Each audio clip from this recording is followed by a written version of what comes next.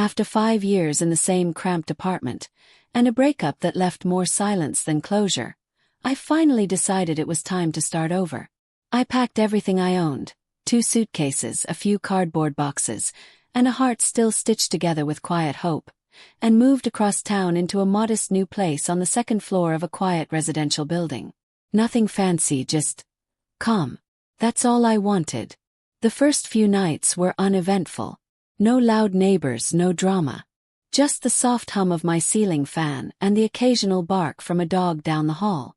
I spent those early days nesting, setting up my desk, placing thrifted art prints on the wall, and reminding myself that solitude didn't have to mean loneliness. Then I met Rihan. He knocked on my door with a warm smile and a spare light bulb. "You might need this," he said, as if we'd known each other in another life. Late 20s, maybe 30, lean build, clean cut. He lived just across the hall. Something about him was disarming. He had the kind of charisma that made you forget to question it. First, his presence felt like a kindness. He helped carry my bookshelf up the stairs, gave me tips on the local laundromat, recommended the best cafe down the street where they actually remembered your name. I appreciated it, genuinely. And when he remembered I liked my coffee black, or brought me a paper when I mentioned missing the news, I found myself smiling more. Maybe I thought I had moved into more than just a new space. Maybe life was giving me a small second chance. I didn't see the shadows behind the smile. Not yet. At first, Rihan's attention felt flattering, thoughtful even. After all, who doesn't want a neighbor who cares? He brought over home-cooked meals, curry one night, pasta the next, saying he made too much and hated wasting food. I thanked him politely, even invited him in once or twice, thinking it was the neighborly thing to do. But then, it didn't stop. He started showing up every evening, sometimes with food, other times just with stories about his day or questions about mine. "What did you eat today?" he asked once with a half-smile, as if it was casual conversation. "I noticed your lights were off last night. Were you out with someone?" I laughed nervously, brushing it off. "Just tired. Long day." But my stomach twisted. It got harder to leave the apartment without running into him. He always seemed to be there. In the hallway. In the parking lot. By the mailbox. Waiting. My friends thought I was being dramatic. "He clearly likes you," one said with a knowing grin. "You're single. He's cute. What's the problem?" But something felt off. There was a hunger in his gaze. Not romantic, but calculating. Every time I tried to pull back, set firmer boundaries. "I'm busy tonight. I need some alone time." He brushed it off like a joke. "You're always busy," he'd say, smiling but not really smiling. "It's like you're avoiding me." I started to feel watched. The turning point came one afternoon when he asked, "What do you do again? You mentioned tech, right? You must be making good money. Your car's nice. Your clothes too. Your parents must be really proud and rich." It was subtle but not casual. I shrugged, trying to shut it down. "I work hard. That's all." But he didn't let it go. "Your family's got connections, don't they? Old money or something."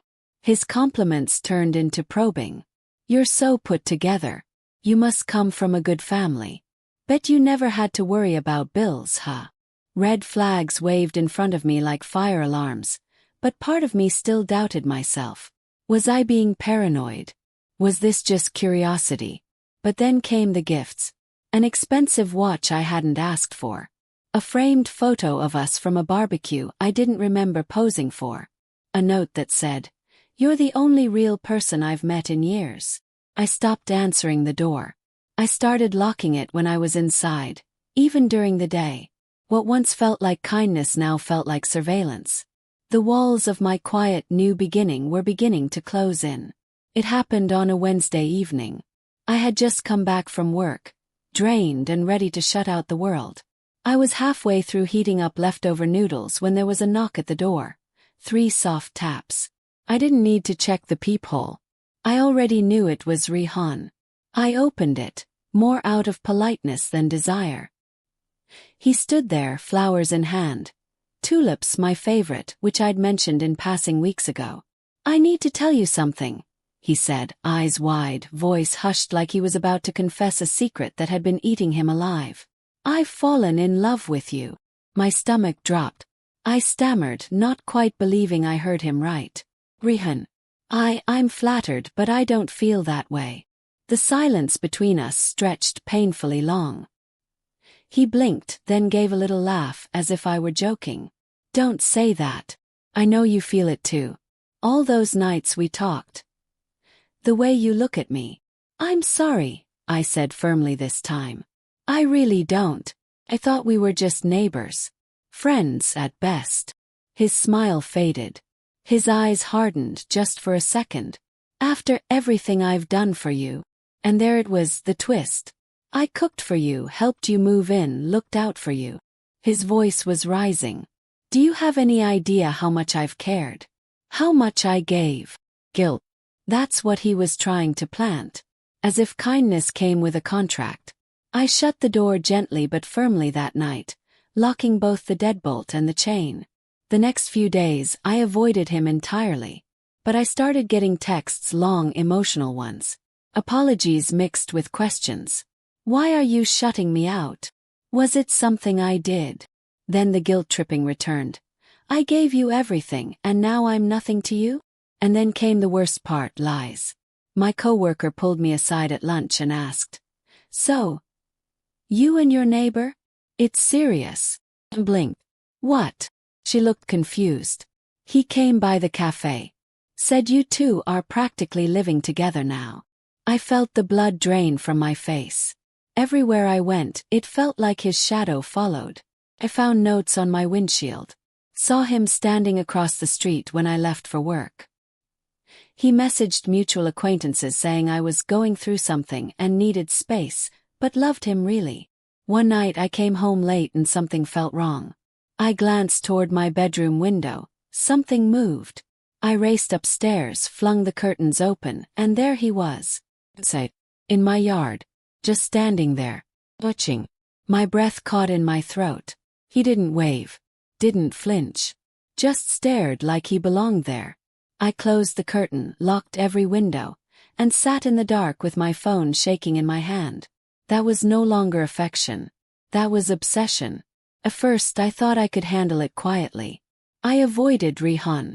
I didn't respond to his messages. I blocked him on every app.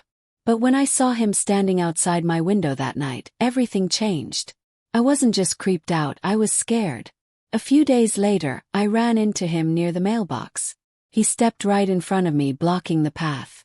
Gone was the polite smile, the fake charm. His face was tight, eyes hard.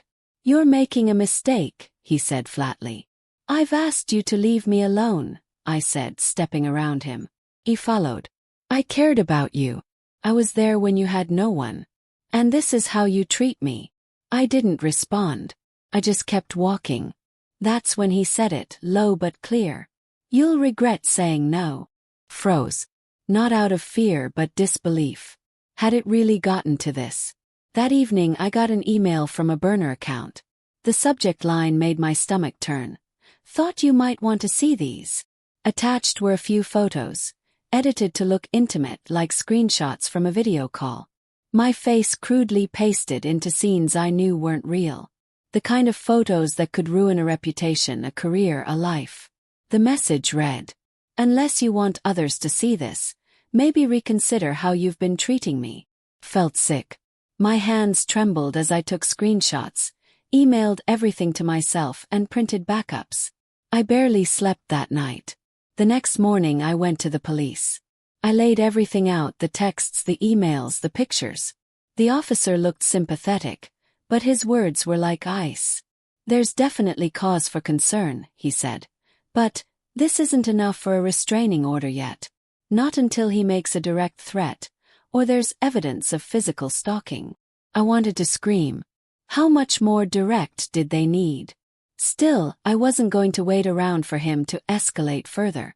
I bought cameras, small, discreet ones. Installed motion detectors. Changed my locks. Every interaction, every incident, I recorded, saved, and backed up. I told my manager at work. She let me switch to remote for a while. I even stayed with a friend across town for a week, hoping he'd back off if he didn't know where I was. But he kept finding ways to reach me. A new number, fake social media profile, even a handwritten note taped to my friend's apartment door. I miss us. Don't throw this away. There never was an us. But in his mind there was. In his mind I owed him something. I knew then this wasn't love. This was possession. And I wasn't going to let him own me. I thought the worst was behind me, until a letter arrived. Official, thick paper, my name typed in bold. Legal notice. I sat on the couch, heart pounding, and opened it. He was suing me. The claim. Fraud. Emotional distress. Financial manipulation. According to the letter, Rihan was demanding a significant sum of money, stating that I knowingly misled him into believing there was a mutual romantic relationship, and exploited his generosity for personal gain. I almost laughed, except it wasn't funny. It was dangerous. He'd taken screenshots of our early texts, the few polite messages I'd sent before his obsession turned dark. He had receipts for gifts I never asked for, photos of us from community events where we happened to be in the same space. He twisted every innocent moment into something it wasn't. He painted himself as the victim, and me as the manipulator. I felt like I couldn't breathe, but only for a moment, because I'd seen this coming. Not this exact move, no. But I knew someone like Rihan, someone who couldn't handle rejection, wouldn't just disappear quietly. He didn't want love. He wanted control. And when I took that away, he reached for the next weapon. My reputation. But I hadn't spent months documenting his harassment for nothing. I contacted my attorney, handed her the binder I had already prepared. Messages, audio recordings, witness statements from neighbors, photos of him lurking near my building, security footage of him trying to peer through my windows. When she finished reviewing the evidence, she looked up and said, "We've got him." That night, I sat with a cup of tea in my hands, staring at the city lights beyond my window. I realized the lawsuit wasn't about money. It was about punishment.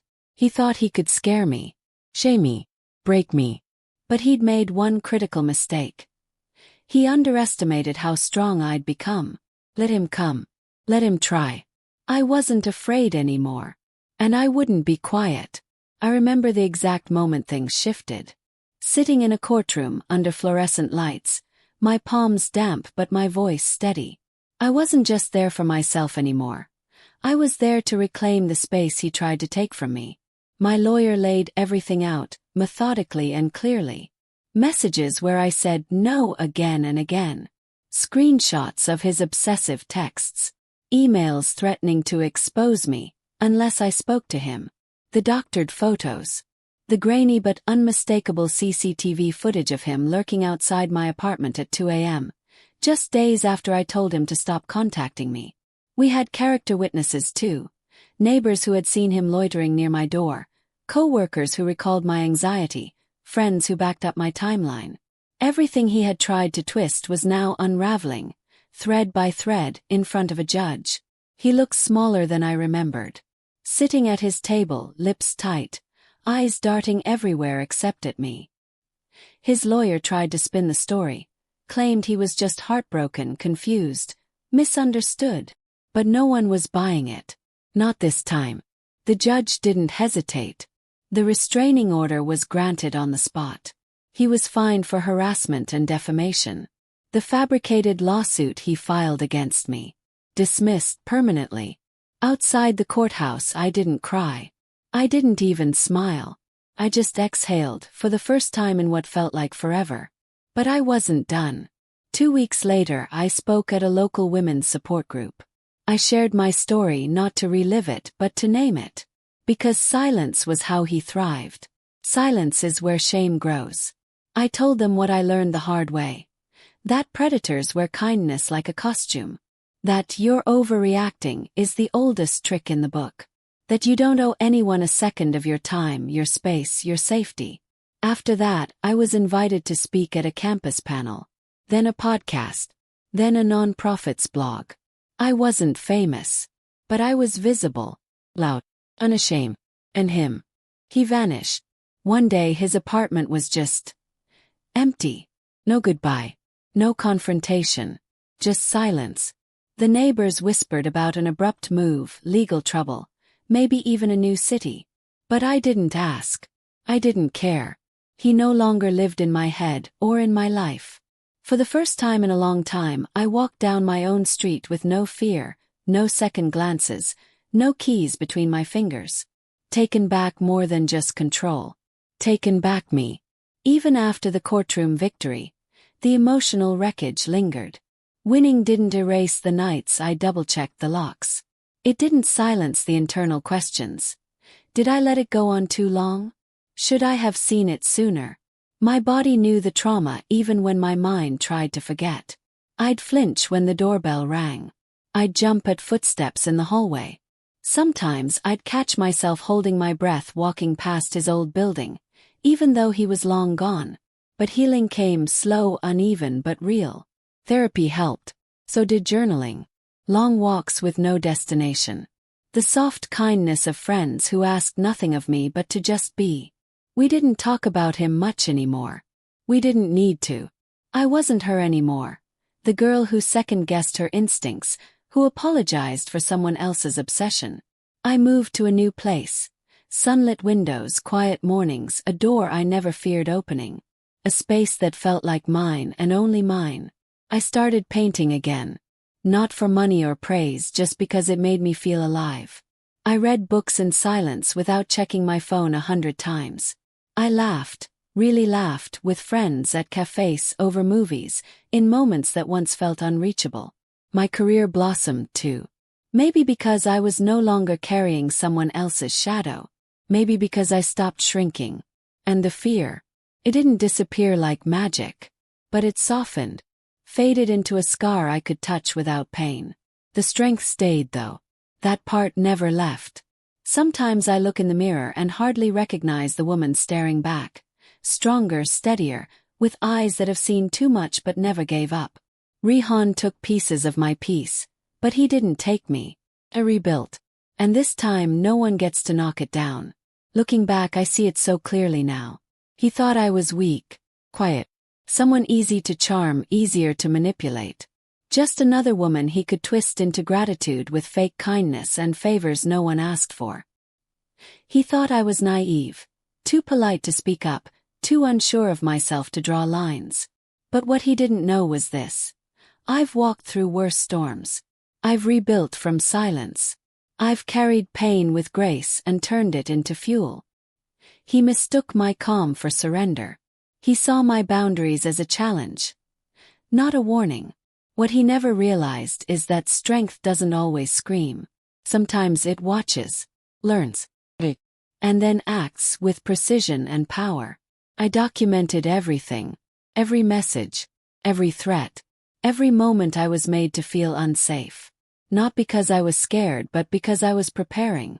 When I finally stood up, when I faced him with truth, law, and unshakable resolve, he unraveled. Because men like him are only powerful when you play small. But I didn't. He tried to ruin my name.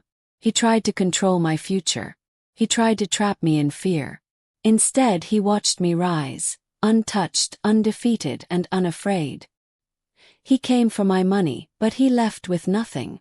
And I walked away with everything he could never own. His power and pride.